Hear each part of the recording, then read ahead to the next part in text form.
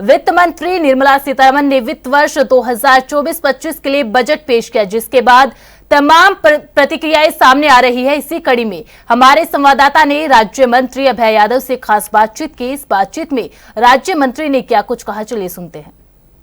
वित्तीय वर्ष 2024 और 25 के लिए केंद्रीय वित्त मंत्री निर्मला सीतारमण ने बजट पेश किया है। संसद में बजट पेश किया गया है।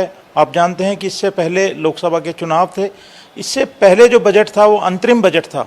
बजट में क्या कुछ रहा ये हम जानेंगे प्रदेश के राज्य मंत्री अभय सिंह जी से। वे इस समय हमारे साथ हैं। नमस्कार सर। सर ये बताएं कि आज ही केंद्रीय बजट जो पेश हुआ है उसे आप किस तरह से लेते हैं? देखिए, बजट जब देश का पेश होता है तो सरकार की जो वित्तीय नीति है उसको प्रदर्शित करता है, और सरकार हमेशा अपनी जो योजनाएं हैं उनको धरती पे ट्रांसलेट करने के लिए उसी के अनुरूप बजट में प्रावधान किया जाते हैं। ये जो बजट है, ये बजट भविष्य के हिंदुस्तान का बजट है।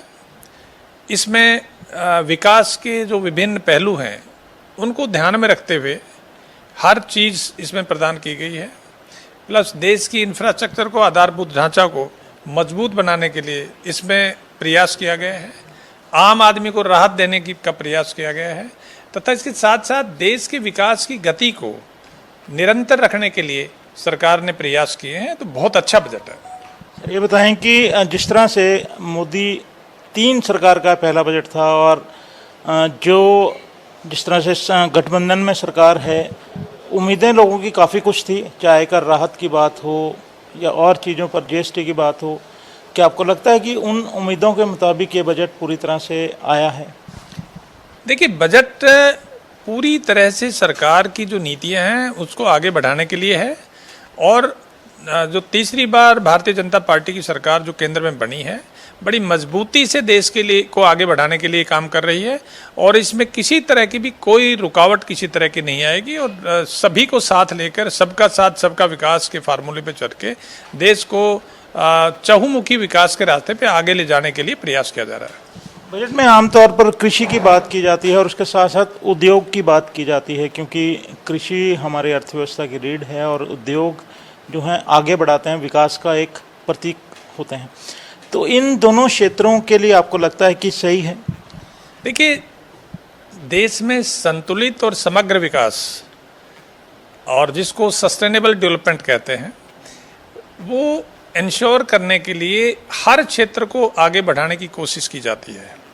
कृषि देश की बहुत बड़ी अर्थव्यवस्था में बहुत बड़ा कंट्रीब्यूशन है, तो कृषि क्षेत्र को भी लगातार आगे बढ़ाने का काम किया जा रहा है। दूसरा, हमारे क्षेत्र की, हमारे देश की बहुत बड़ी जनसंख्या कृषि पर आधारित है, तो किसान की समृद्धि के लिए, कृषि के विकास के लिए सरकार पीछे भी काफ़ी महत्वपूर्ण योजनाएं सरकार ने लागू की हैं, और अब भी प्रयास किया गया बजट में भी कि किसान को उसका उचित हिस्सा मिले और कृषि क्षेत्र एक लाभदायक धंधा बने।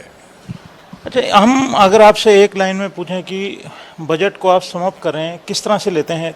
क्या मतलब इन शॉर्ट कैसे मानते हैं? ये बजट एक विकासशील भारत को विकसित राष्ट्र बनाने के लिए एक भविष्योन्मुखी भविष्य के भारत का बजट है।